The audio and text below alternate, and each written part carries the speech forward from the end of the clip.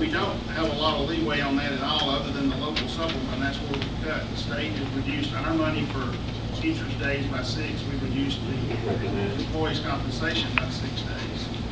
This coming school year, that was also done. It's ridiculous.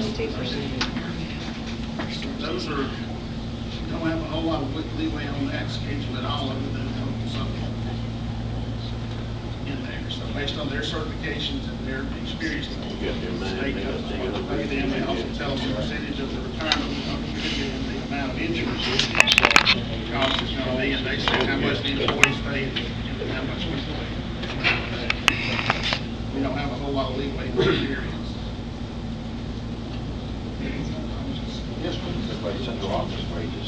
I've asked the chairman, I've kind of jotted some notes, and I'd like to have a chance just to maybe go through. I know we had a lady that works over at West Georgia talk about, is this a done deal, and purpose for the public hearings. By state law, anytime there's an increase in the millage rate, the Board of Education has to offer 3 public hearings. And obviously, I know you made a comment about administrative salaries. I know since I've been here, I've consulted with Bobby Stevens, who is a retired Director of Personnel in DeKalb County, one of the most respected individuals when it comes to human resources and education, to look at our salaries. And basically, Bobby Stevens has told me that our administrative salaries are sure not on the top end.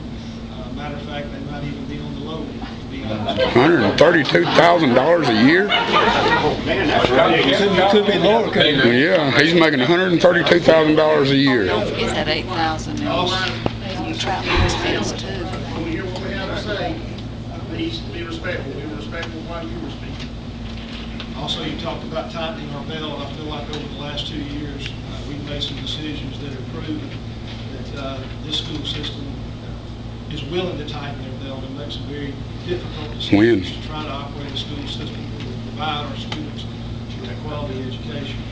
I know there was a comment about the money in our graduation rate. Is it up or down? Thankfully, our graduation rate is up. It's gone up significantly, probably in the last 5 years, from 48% to 75%. So thankfully, the graduation rate has gone up. I know there was another comment about salaries, and Mr. Davis mentioned salaries are stipulated by the state. There's a state salary schedule that was passed on that we follow when it comes to supplements and those things. Each local school can decide about the supplements. If they want to add it, it's an administrative supplement or another type of supplement. So those can be added at the discretion of the local board. I know there was a comment made about someone running interference and never being able to talk to the superintendent. I'm glad my secretary is here. I don't know of a time where someone's tried to talk to me that I've ever refused a conversation with anybody. I'd like to know afterward if you've ever tried to get in touch with me and not been able to talk to me. Yeah. That's not happened. She knows I really take pride in trying to return my phone calls, but the bottom line, that's not my style to avoid conversations and communication with anybody. As far as class size, I know that's been referenced. We have pulled some numbers regarding class size, and starting at Haralson County High School, we're looking at an average class size of 24.5 students as we go into next year. We're looking at 21 students at the middle school. At West Haralson Elementary School for the 3rd grade, we're looking at 18 to 1. In the 4th grade, we're looking at 26.5.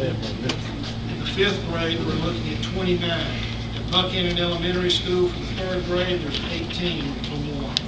In the 4th grade, 26 to 1. In the 5th grade, 23 to 1. At TPS for grades 1 and 2, 19.5 to 1. At TPS with our kindergarten, with federal funds, we have a reduced class size model, so it's 14 to 1 for our kindergarten program. At DPS for grades 1 and 2, it's 17 to 1. And at PPS for the kindergarten, again, we have a reduced class size model that's paid for with federal funding, and that's 15 to 1. Also, I know there's been some comments, there was some today made about bus parking. I've talked to Sue Thompson. She has told me on more than one occasion that the way she operates the buses and the parking, it's more cost effective to let those bus drivers drive their buses home. When they have parked those in a location such as the middle school or somewhere else at the bus garage, there have been issues with vandalism at times, but on more than one occasion have I talked to her about the comments about driving buses to and from home, and she's reassured me that it's far more cost effective to let those bus drivers drive the bus home so they can start their route, which is close to home. She says she's worked very diligently to make sure that she's worked those routes out for those individuals. I know, Mr. Williams, you made a comment about the bus going in and out of Alabama 4 times a day. All I can do is follow up on that, to be honest with you. I do know since I've been here, I don't know the first teacher that's retired from Alabama that's been hired in our school system.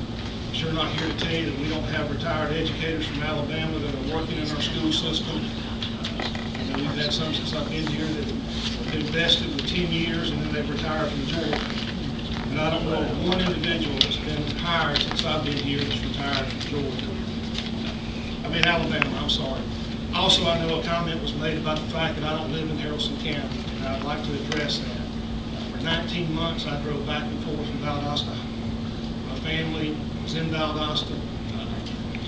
The bottom line, a lot of sacrifices were made with my family being in Valdosta and me being here. I made a commitment to the school system. My loyalty remains with this school system and this community. In this downtrodden economy, unfortunately, my house never sold. I thank the good Lord every day that I was not in a position where I had to foreclose on my home. I'm thankful at this point that my family is under one roof. Absolutely, they're not in Haralson County, but under the circumstances, they're 27 miles away. And for those of you that have family, I think children, I think you can understand how important it is at the end of the workday to go home and be able to sleep under one roof with your family or to spend time with your family. Bottom line, for 19 months, that's time I'll never be able to make up. Again, I'm not saying that because that was a decision I made. But my loyalty is here. I had an opportunity to swap houses with a gentleman who lived in Cedartown. And under the circumstances, it was the best option I had. So that was the decision that was made. I'm thankful the board supported it because otherwise, I had a house that I rented here in this community and I went home on the weekends. And so I'm just, thankful things worked out the way they did. And for those that can't understand, I'm sorry. Ridiculous.